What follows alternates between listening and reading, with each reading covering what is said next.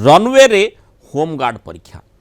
परिस्थिति एमती है जे रनवे रे एयर स्ट्रिप रनवे रे ही परीक्षा करने को पड़ा कारण 183 पद थिला जो आशायी परीक्षार्थी 8000 आसिले संबलपुर जिले में होमगार्ड पदवी परीक्षा देइछंती 8000 परीक्षार्थी जमारदार पाली एयर स्ट्रिप रे बसी से एकाठी लिखित परीक्षा देवाक पड़ी 183 होमगार्ड पदवी 8000 आशायी ये परीक्षा देइछंती 1.5 घंटे गोटे सिटिंग रे परीक्षा होईछि तेबे समस्ते गोटे सिटिंग रे परीक्षा देइथिबा सूचना मिली आशायी को कौन सी लिखित प्रश्नपत्र दि जाए नथिबा बेले प्रश्न डका जाइथिला सबुठ बड़ कथा होछि होमगार्ड चाकरी पाई योग्यता पंचम श्रेणी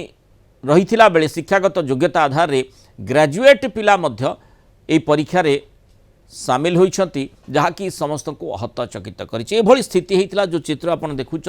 से ही जना पड़ुछि जे 183 सीट पाई 183 होमगार्ड पदवी पाई 8000 परीक्षार्थी आसुछंती एवं बाध्य होई जो भली स्थिति रही आम देखुचे जो प्रकार चित्र